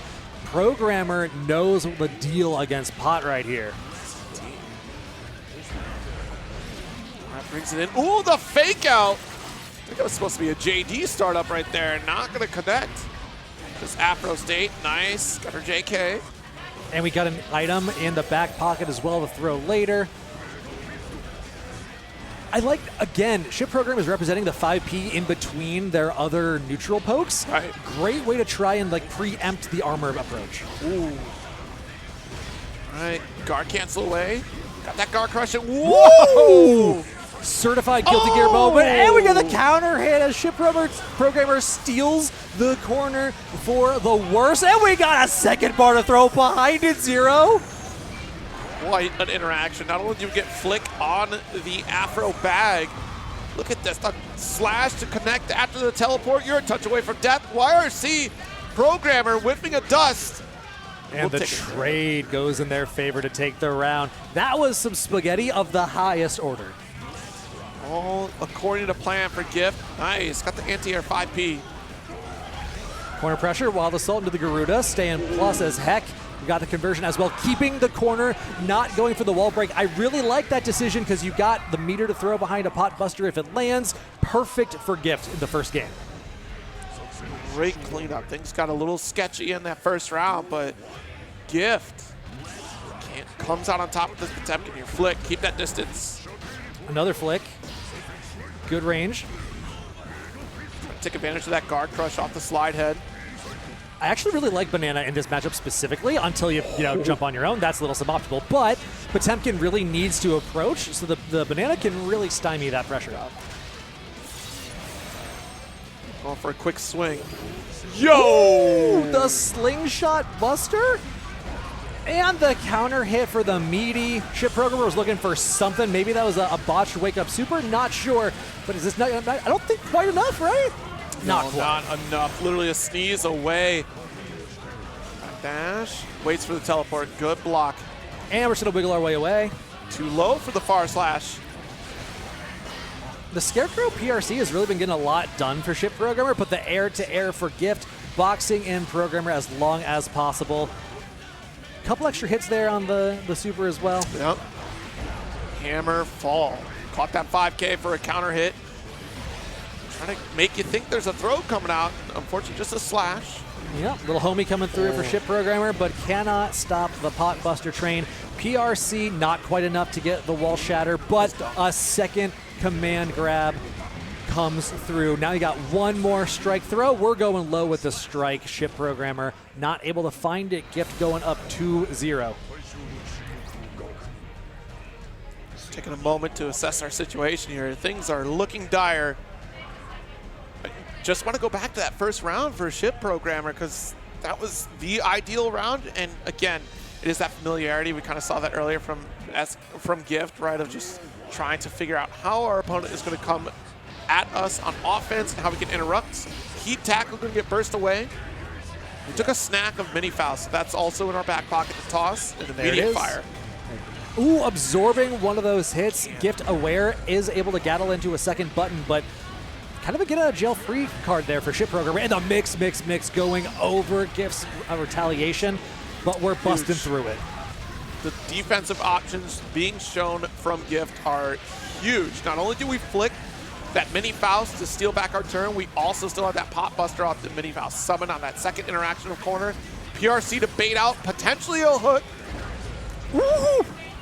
We give him the body press, and then another command grab puts Gift up to set point. Ship Programmer had good looks there. I really like the way they were trying to approach that situation, getting the wall carry from corner to corner with the mixes, but sometimes it's just not quite enough. Ooh, J2K counter hit. First, the guard crush. It's 5P. Yeah, excellent way of stymieing the approach here. Look at the war for the trumpet. Goes to Gift. Programmer, more like present. Oh! Open up, there's a flick, and we're going to take a ride. Dunk. The air throw out, the jump was a good look, but the meter behind it was enough to keep the momentum in their favor. Gift with the heat knuckle gets the wall break. Ashiprogamer does have the burst and a bar of meter, but is that going to be enough to turn this around? Be the PRC, 2K. And I can't another believe that mix. hit. Wait a minute. Recognizes the armor, still able to steal it back. I think it was a hammer that we got to eat. Oh, yes it was. Ashiprogamer has to watch out. There's the Oh! gold burst, gets devoured. What a heads-up play from Gift. Oh, no. Refuses to let go. Garuda to stay plus. Doesn't find the Kara Buster, though, but we find them on the jump in. Gift with the scramble closes it out at the last moment to take a close 3-0. It's how dangerous the unfortunate wall, right? The barrier being able to show up here, the Aegis reflector, Yep. how dangerous that can be to push you all the way back into the corner and still have that panic moment, right? We tried the backdash. Unfortunately, the pop buster was a whiff, so that could have been a challenge there, but you had the wall right in front of you, so you couldn't stick anything into that. So you had to wait for it to dissipate before you could take action, by which point your guard crushed. Guessing again. It was a constant guess. By the time you lost all that ground to escape, and a ship was so close to at least surviving one more round. It was that moment in the horror movie when the slasher is walking at you menacingly, and you're like, I know I have a chance. I just need to make it out of the burning building. But no, the door closes in on you. Potbuster, Garuda, one of those two is coming. You know it's coming. You got to guess. Sometimes you can't guess, right? These things happen. We'll have, I believe, another chance in the lower side of the bracket, if I'm not mistaken. Right. So more opportunities to get some more games in. But for now, the next game we're going to be getting in is Nitro versus, I believe that is Zonic. Yep, Nitro and Zonic here for the qualifier of winner's side, top 16. We also have losers matches in the background here. Of course, antiv3nom, we saw earlier, still waiting for their match, either between Valore or Matchroom. And then Ventus and Maximus Prime are waiting in the works as well of this particular pool. That's B1 we're taking a gander at here. And in B2, of course, we just saw our set with Ashiprogamer and Gifto. Gifto advances to go face off against Lord Knight for a winner's top 24 qualifier. Witchway and Time in the background, and Levity versus Max Out in the background as well on the loser side of things here. Levity, one of our New England players on the Leo, if I'm not mistaken. Maxed out earlier on in the Tekken bracket, repping the Eddie. I don't remember who they play in Strive. I know I've seen their work before, but can't call it right now. Leo versus Sol. Seen it again. Zonic already warmed up on the Leo from their match against Valore that we saw earlier. Right. Are our buttons checked? No, we got to get that warm up here. I've been off doing other things, Gallivant cooling down. Yeah, another one of those matchups here. Got to worry about Vortex. We'll see if that comes into play. Obviously, the heavy fireball is going to kind of shut that down anyway. Neutral interactions. You have to worry about throws. Obviously, quick 2K to interrupt some of the run-throughs. We'll see if that becomes a factor here. Zonic. I think to me, the step dash versus the run is a really big factor in the way this matchup plays out in the neutral. Step dash is great. We are step dash aficionados here on the desk, apparently. It's so funny the way they wrote that step dash patch for Leo's. Like it's making it worse. The way you worded this doesn't make it seem like it's worse to me, but I appreciate step dashing here in a game like this. But we'll see. We'll respect the vision until told otherwise. Here we go, playing some nooch, a little bit of shimmies, the trade. Zonic getting the throw. There's that safe jump with the JH and baits the burst on the first interaction. Has a bar to go for the super gunflame feint to be meter optimal. Zonic is aware. Oh, absolutely. You capitalize on that. That's a regular point in which you might burst out. You burst at the big counter hit from Sol all day, but quite the throw.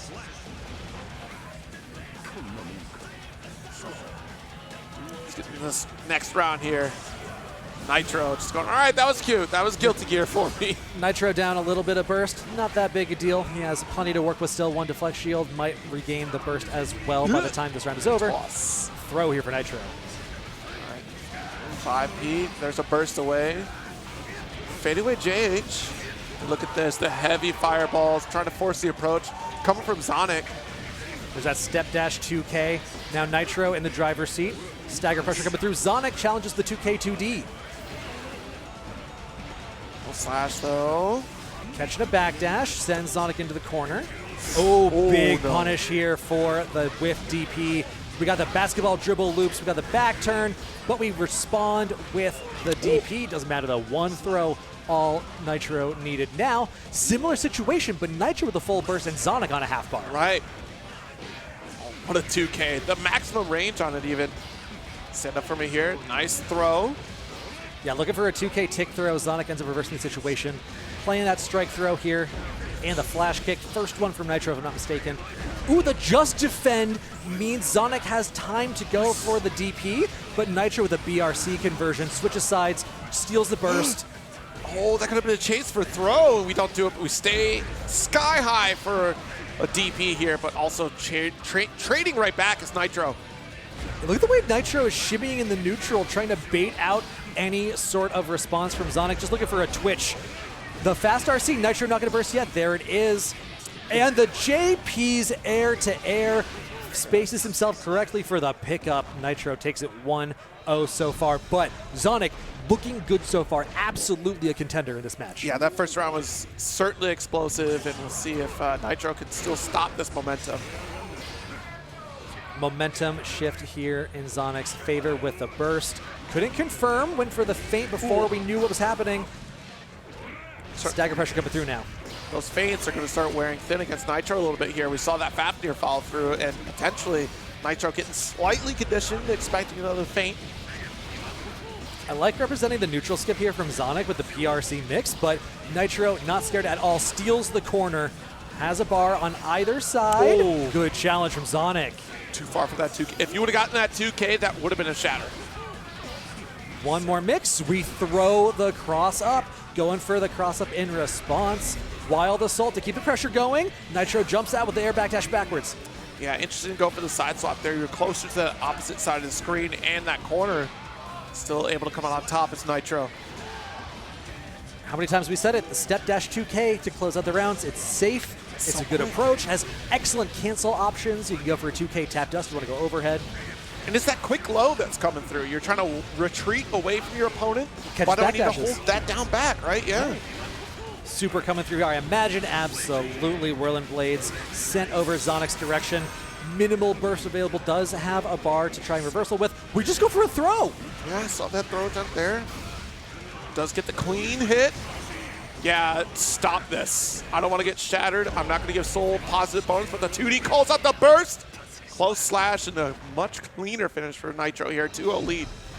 Yeah, I like what you said. That's a good way to put it. Cleaner finish there. That was definitely according to plan. Yeah. I mean, that's the shock factor that Soul is capable of in that game one, right? Where we're, okay, look, I got Guilty Gear. That's fine. Let's slow this down. I can meet your freak with my freak. Oh, that is so true.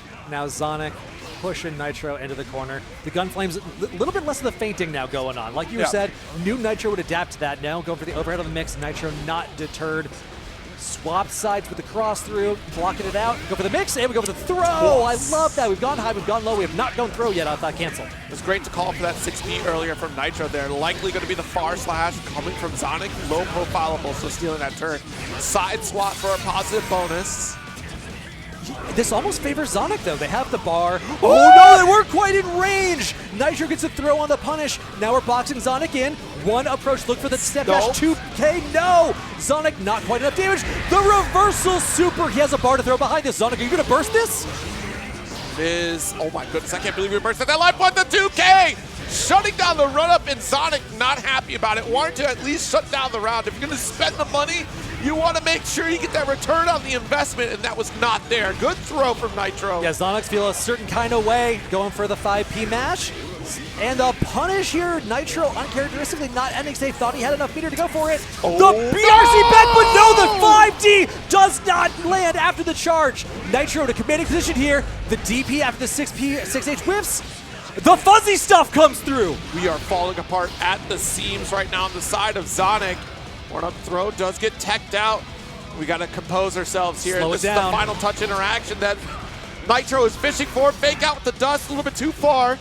Now Zonic has a bar to work with, has a little bit of deflect shield as well available. Nitro with the full burst with a counter hit. No, not landing. Still needs one more interaction. Put the counter hit for Zonic. gives them the opportunity they need. Nitro bursts you back in the corner. Just Defense coming through, and the counter comes through for Nitro. Take this in another very close 3-0. Yeah, very, very close scenario here, and Zonic, unfortunately, making a couple blunders, and against an opponent like Nitro, small mistakes become complete just canyons. Snowballs. Yeah, like this is impossible to pass at this point.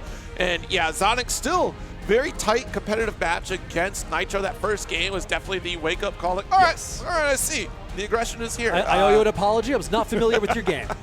I am going up against Soul Bad Guy. This might be a little tricky here. I'm playing with Dynamite, as it were.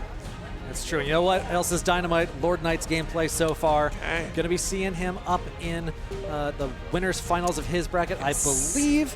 In a moment, figure out exactly who they're going up against. That's who it is. Exactly. Yeah, Gifto up with the Potemkin here.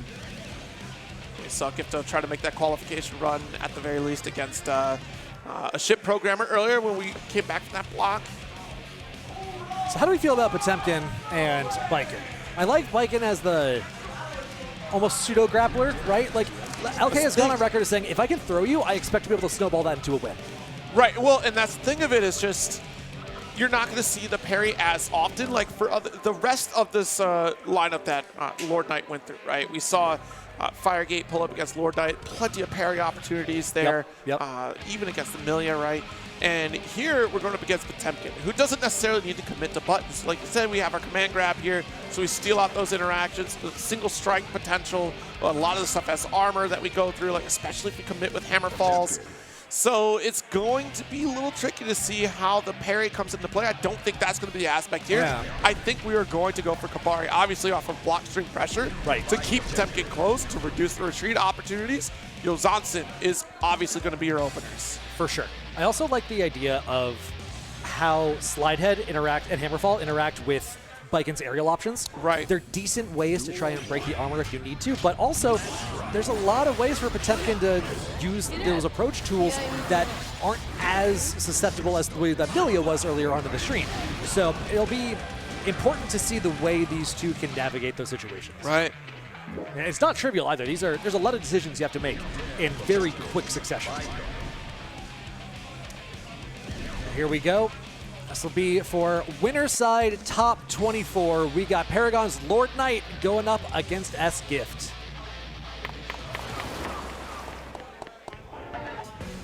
Duel 1. What's the opener? Ooh. 5K. I like that. Quick option. Long enough. Interrupts whatever Gift may want to get up to for shenanigans. Nice IB. Watch out for the flick. Interesting, really early burst. I kind of like the decision because Gift would have been able to ride that situation into corner pressure.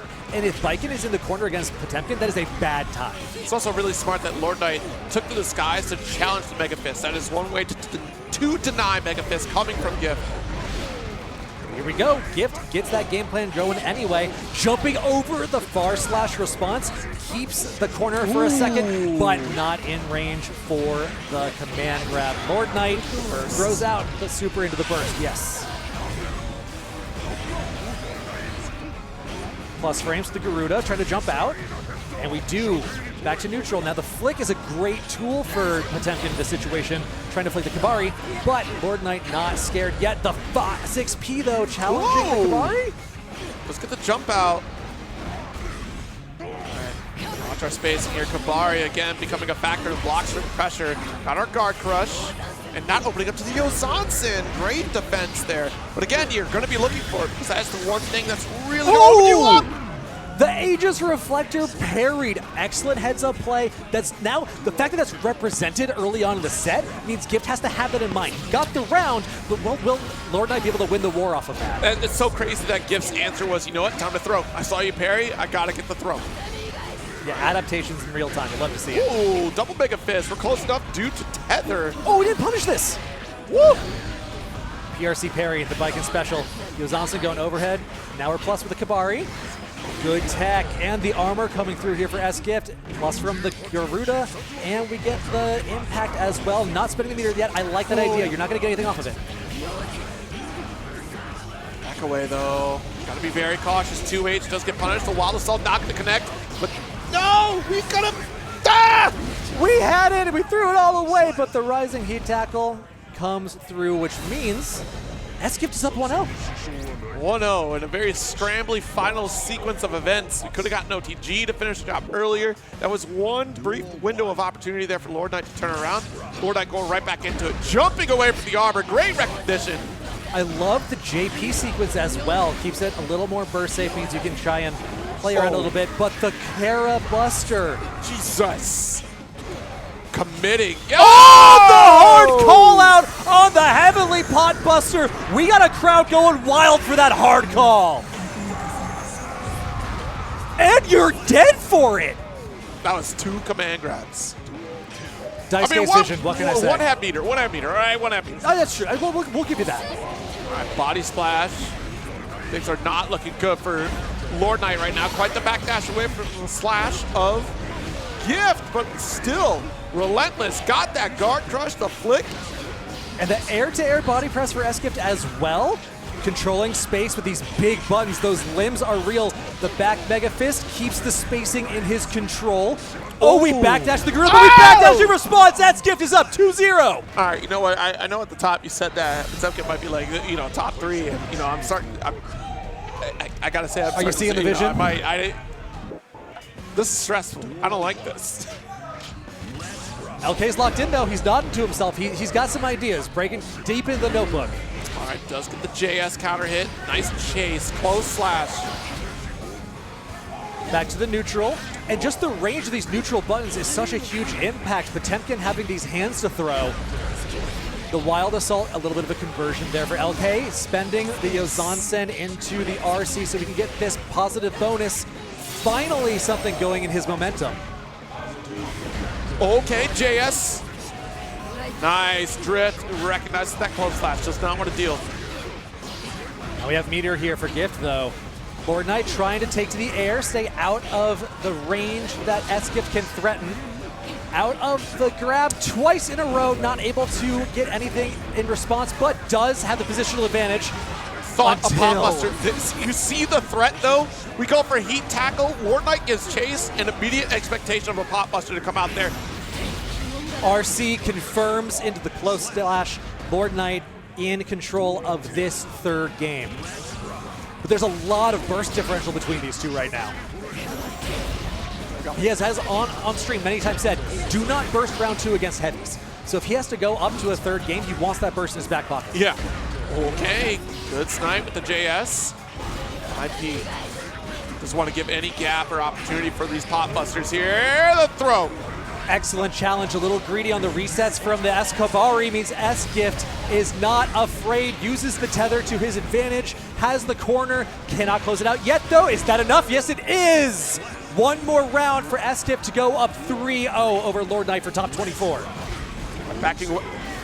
There's no escape. The pop buster. Help me! Lord Knight in trouble. Oh my goodness, opened up. The 6P, that's the first time that's been thrown out there. Now we got plus frames for the Escobari. Guard, nice. The lift off here to Tommy. Still so much work for Lord Knight to try to catch up. A little bit of burst differential, and S-Gift trying to use that with his advantage with the Wild Assault. Good. Let's get the jump back, the fadeaway JS to give chase. This is that Oki blender that Lord Knight is known for on all of his characters. Oh, the 2H doesn't land though. The JS is challenged. S-Gift needs one more interaction. He has meter for it too. The deflect shield, excellent placement from Lord Knight. Oh my goodness, the punish here, calling out that heat tackle. A single touch is all that we need. The JH, quite the snipe with the JS. Lord Knight.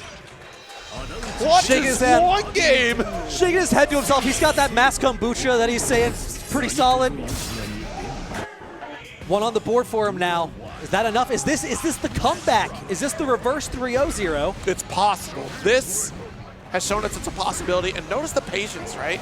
Waiting for with punish opportunities here to try to close the gap. Doesn't want to get caught in a situation where we get pop bustered again. You're seeing these quick buttons come out on our, our turn enders, quote unquote, right? To be able to shut down the startup come from Gift. Yeah, the way Lord Knight is RPSing around his H-Kabari has also changed. Yeah. He's going for a lot more stagger pressure off of it, not going for a lot of Escobari or H-Kabari 2s. And we run up IAD back Yozansen for the wall break. Not enough for the super, which might have killed, but immense advantage here for Lord Knight in this game. All right, sneaking in that parry, recognizes the slide head, and buys a little bit more time for the BRC to get the throw. The blur. That's an XR YRC moment. You're like, cool down, everyone, beat shield, what's going on here? Trying to play a little slower now. Watch that heavy. There we go, Kabari, let's pull it in. That's the setup, the frame kill with the 5K.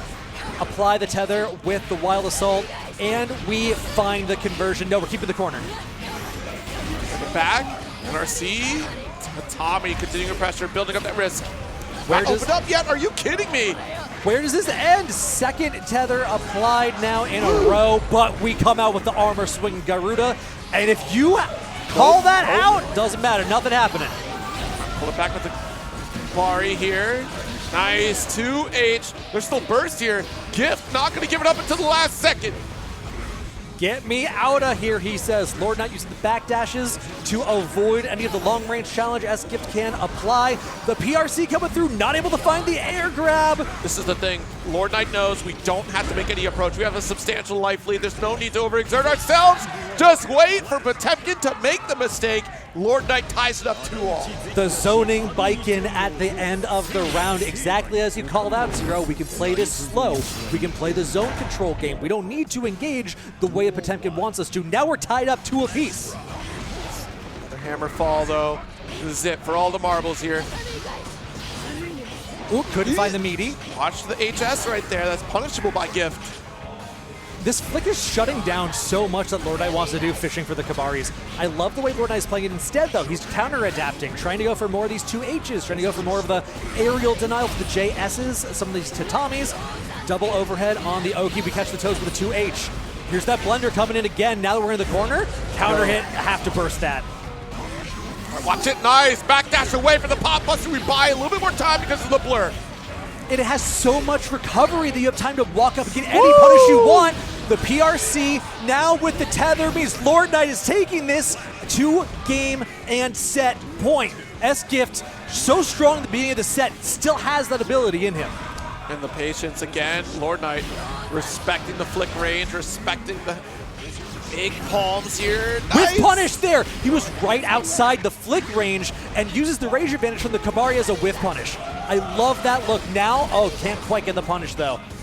Look at these 6Ps coming out from S-Gift, trying to challenge the Kabaris.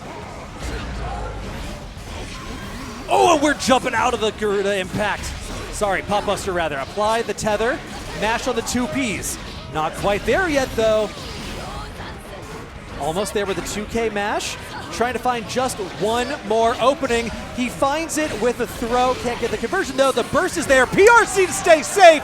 Lord Knight completes the reverse sweep to make top 24 winners here at Boston Blue Beat's Beach episode. What a set, Zero! That was stressful. Honestly, like a stressful sequence of events here. Lord Knight still clutching it up to take victory. I thought for sure that it was looking rough. Gifto was cooking for a long time, and then suddenly it was the kombucha, wasn't it? It was the booch buff. Okay, all right, we got to do that. I'm keeping that in mind. Maybe he's onto something.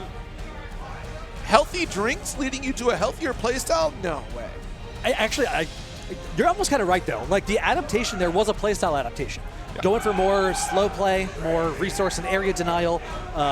Wasn't going too much for that like setup play until he already had it running. He's willing to keep the snowball rolling, but was a little less itchy to start the snowball. Yeah, absolutely. Keep that safe distance is really important in that matchup. When you start to get overwhelmed by how often Gifto is going for armor pot, obviously closing out with the hammer fall, you're denying that space from Potemkin entirely and just dominating with your own far reach.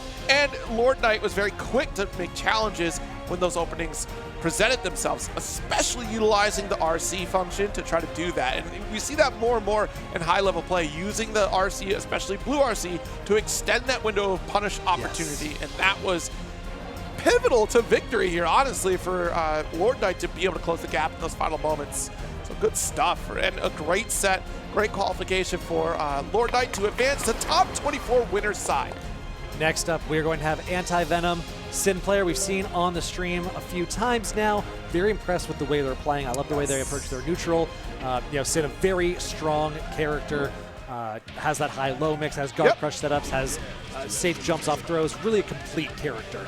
Meanwhile, who we got on the other side, Zero? You know what? I'm not there yet. I'm looking at the other bracket right now, which when actually Ashiprogamer is going to be there on the loser side. Crowd work happening here at antiv3nom. Love to see it. Absolutely. antiv3nom definitely popping. Maximus Prime. Of course, how can we forget the Maximus? Maximus Prime, first time on stream today. Maximus's run, 3-1 over Ventus, 3-0 over Evil. Yeah, oh my goodness. Oh my God. Maximus has been put through the ringer today. Lost immediately at round 1 winner's side and then has done nothing but succeed on the loser's side to get to this point. 1 game away from qualifying for loser's side, top 24, but it's going to be against antiv3nom. A tough matchup nonetheless. Ooh, we got the lore matchup, Sin versus Unica. Whew. Potentially. We got the warm-ups here. That's true, that's true. We got a massive warm-up. Oh, I'm sorry? Oh, Ventus. it's Ventus. It is Ventus. Understood. Oh, All the right, start's messed all right. up. Apologies. Start.gg has lied to us. A small clerical error to correct when we have a moment. That's just fine. We got Ventus versus antiv3nom, though. Man, that sucks. All that research for naught. Maximus Prime, I'm so sorry. That was a hell of a run that you had today, and unfortunately you got stopped short by Ventus. Ventus, we saw against Zonic. antiv3nom's kind of feeling themselves. I like this. Duel 1. Really? We saw Ventus earlier against Zonic, no? I don't think No, so. we saw Zonic Valore. Zonic Valore is what we saw. Here we go. Ventus opening up with the Wild Assault. antiv3nom not deterred. DP will be the response. And there's that multi-hit instant block we were talking about earlier. Yeah, so Unica, first time appearance at least today, but very straightforward character. Powerhouse of a character. Some not so stellar aerial normals. You won't see her take to the skies too often, but she certainly makes up for it in her ground game, especially with Arbalist. Has there been a hit that hasn't been a counter so far? You won't see it in this matchup. No, absolutely not. not. These two can swing. RTL for the wall break for antiv3nom. Talked about it again a little bit before. Yeah.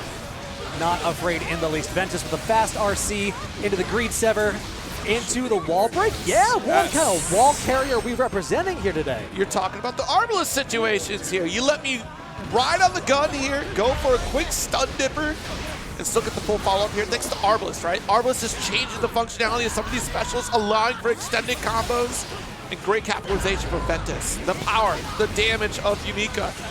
Not to be underestimated. Meanwhile, the conversions and pressure that Sin can put out here, antiv3nom making great use of that. Hard knockdown, 2K2 deep, but we get a counter hit on the stagger. Ventus in control for the moment. Ooh, jump back here, does get the counter hit. No way, Michael Sword for the distance.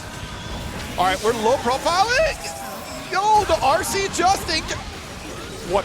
We're doing it again. We're going. That's a 5H. That's a 5H. Yo, I'm telling you. We're threading the needles. Unica's 5H is insane. That is the most gorilla button in a kit I've seen in ages. Gold burst blocked. Nothing happening here. Ventus taken to the sky, zoning out with a 2-3-6 fireball status. Game goes in their favor, 1-0. antiv3nom, though, good looks there. Definitely a competitive set so far. The empty jump 2K.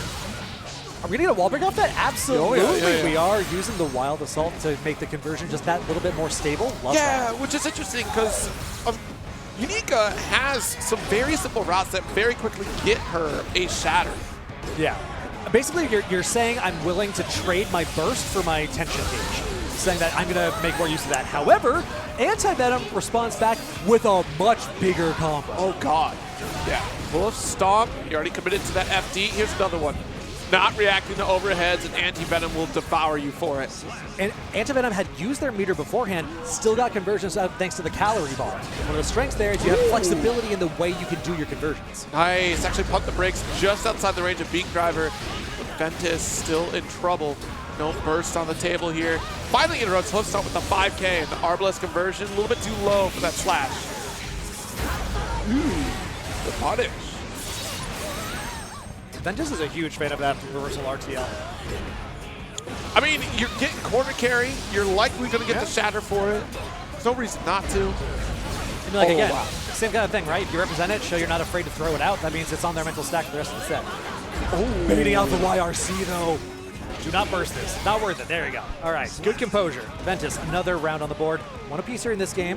antiv3nom fighting back. You're going to have a little bit of a burst advantage at the onset of the round. Ventus going to build it back eventually. Dust in the aerial shot right after. There's the heavy. Michael to slide into the DMs. Same side. Burst is spent. The 5H counter hit, but they get sent back so far. Ventus here again. DP extender for wall bounce. Yeah, that will be a massive shatter, a massive game. Ventus 2-0 over antiv3nom right now.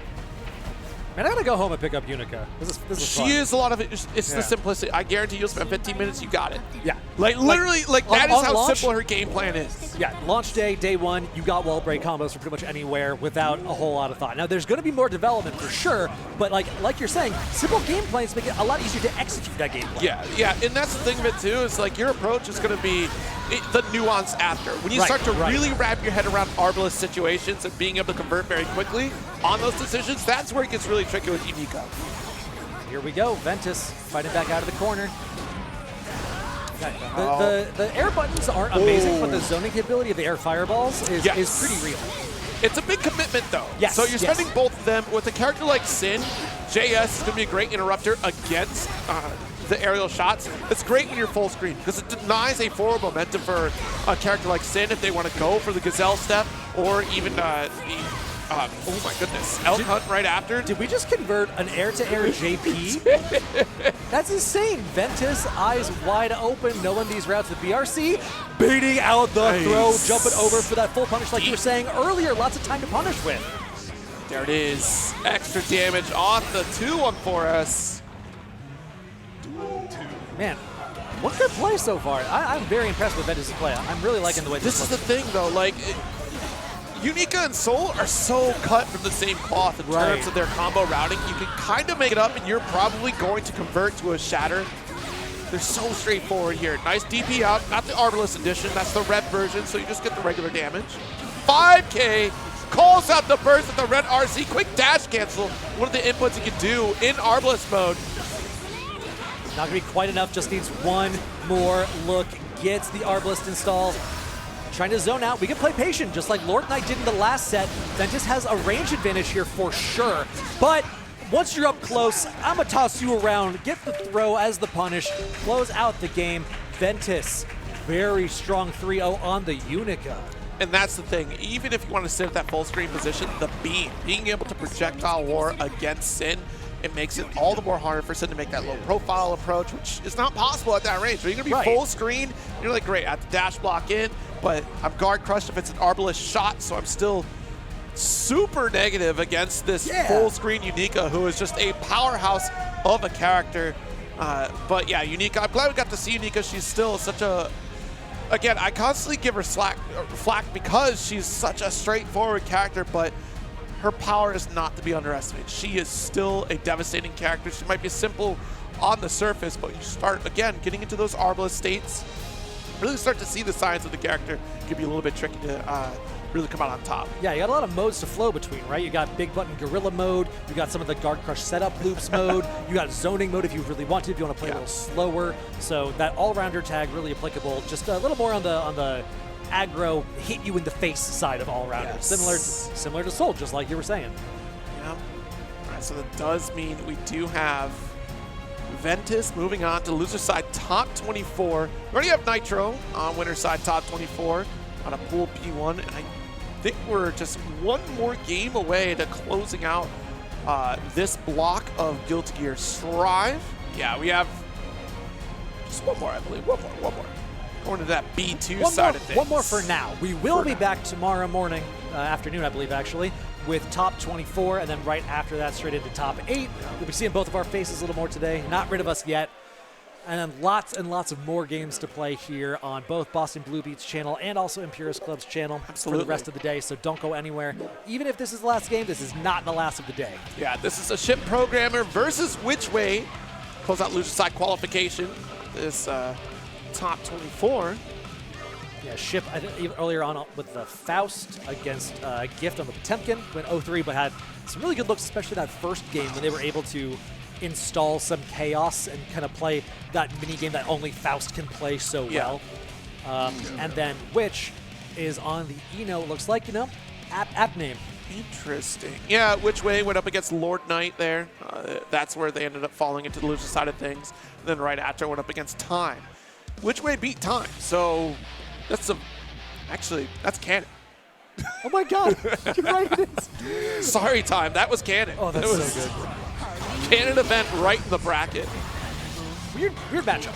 Obviously with the hover dash takes the air quite a lot, and between the item tosses and some of the unconventional tools that Faust has, you're not playing a straightforward anti-air game most of the time. Yeah, it's so weird. Good 6B though. Yeah, the item tosses are going to make that linearity from Eno very tricky. So stroke is going to be kind of like your grounded guarantee, but if you go for regular dashing, you're committed, right? So anything that gets in your way stops you from your approach. If it's a hammer, if it's meteors, mini Faust, literally everything is kind of against Eno in this kit from Faust. Except the banana. The banana is the one, you see, I left it out for a reason. The banana is like, unless you get smacked by the full banana, then you're just right back down to the ground. Plenty of potassium. Doesn't need any more of that. Very precise attack here. We'll see. Nice! And see stroke. So go low profile underneath the hook and another one here. Far slash, doing it again. There we go. Goodness. Conversion with the Wild Assault. We got to block low at least once. Yeah, protect your toes. Gosh, 2K might be able to interrupt that too, actually, as long as it's before the startup. Double overhead into the corkscrew. JP's to try and get the wall break. Yep, we're doing it again. We got a super to put behind it too. Witchway going all the way with this one until the ship programmer finds the challenge. That's the thing, 2K will catch that regular dash coming from Eno, but it's not enough to close out the round. Yeah, the back dash on Wake Up offers the opportunity to throw. Witchway, pretty dominant first game. Yeah. 6H, medium burst, wants a little bit of breathing room. Let's get the trumpet. You know what? Immediately, the chorus of Mini Faust helping out. Ship Programmer, a bit of a free escape there, but Witchway not afraid at all. Finds another wall stick, yet again with the meter to break the wall with. This is a scary situation. Ship Programmer going for the FD, but Witchway sneaking in low again. We are not blocking low this set. Yeah, not at all. More concerned about the dash coming from Eno than we are about the grounded approach. But that's the thing, if you stay grounded, stay crouch blocking, we saw it already, 2K. Literally 2K to interrupt the dash from Eno, and then convert that to bigger damage. So there's not really a ton of reason, unless you really get called out by overheads, to stand up. Good just defend. That's a new one. We're blocking low, and we find a way to have the counterplay. Avoiding the afro if we can. Yes, indeed. And it's gone. Just defend here for Witchway to navigate the neutral, but a Ship Programmer not deterred. Ooh, good note. I like that. The Ship Programmer wanted to try and move in. Witchway says, oh, yeah, there's that hammer you were talking about earlier. See, look how much has changed now that we've committed to 2Ks, right? We've been avoiding a lot of these high approaches. You avoid chemical luck. You avoid so much from Eno. And look, as simple as just putting out 2K, you're already on a single touch away from victory. But Witchway wants to try to change that. 2K, nice 6H pickup. Back dash from Ship Programmer, but doesn't quite out of range. Witchway, not safe enough. 5P punish. Ship Programmer, like you said, making those adaptations, going with the 2K, blocking the toes. A lot better look this time. Nice. Let's get the high open. Yeah, no super on that one, but we have the opening with a counter hit. It's going to be a lot of damage. Ship Programmer builds back the burst, holding on to it. Yeah, you're not bursting this round, buddy. Hold on to that once your panic starts to set in here. Big JH. One apiece here. Burst effectively equal. Ooh, Witchway offering a little bit of space here at round start. A new option that they're representing. You're going to try to go hook, line, and sinker. Another JH. Again, full banana setup here. We still avoid it. Got our dash, 6H. Block the wall for Shatter with super. Witchway's movement around these items has been very heads up. I really like the way they're playing around this. Like, they know that the way they lose, based on the way Ship Programmer is playing, is if they lose control of the match. And the other unfortunate fact was just our RNG is not working out in our favor. We got one hammer. Yes. No 100 tons. No meteors. We've gotten Mini Faust a couple times, which is certainly helpful. Man, the RNG is not in the favor of programming right now. Yeah, that's absolutely true. Okay, Mini Faust, we got something to work with now. Nope, exit stage left. Nice, the 2K. I'm telling you, keep using this 2K. The weight offering a little bit of room to breathe. Witchway going right over it, though. Stroke offering the Oki. We're going high, we're going double high. And the wall break with the air OK super means Witchway has one more mix to accomplish. Ooh. There it is. Witchway on set point.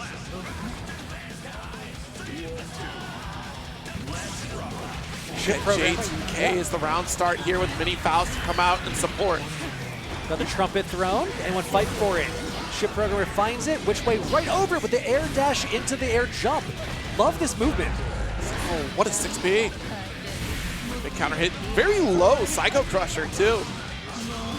Another super. Witchway very consistently always has meter for that shatter as well. Just huge.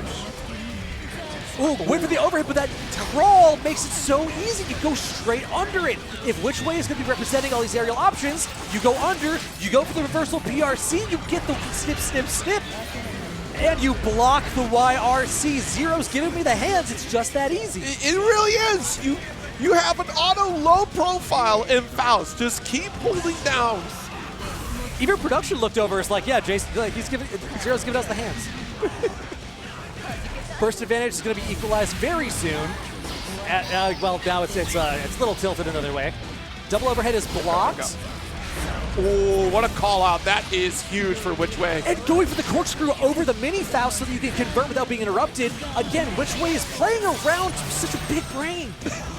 Really thinking about this approach. And nice! Does get one last ditch effort on the YRC. Look for, there it is, going under with the neutral skip, low profile, has the meter to convert with the RC. That will be Witchway moving on in our bracket. Yeah, you got to be really careful at that distance. There's plenty of time to react to that low profile and close out the round here. But yeah, that does mean Witchway advances loser side top 24. And our B side of the bracket here is now come to a close. I mean, that was a great series of matches here. Very interesting character spread. I can't believe we got a Unica in the top 24. Right. That's a big surprise for me, and I'm looking forward to seeing what the rest of today's brackets have in store in terms of pools for Guilty Gear Strive. But in terms of Block B, that's going to be it for us here. Ladies and gentlemen, thank you so much for hanging out with me today. Been a pleasure. Yeah, we still have plenty more of action going on here for Boston Blue Beat, so don't go away. We'll be back with more right after this.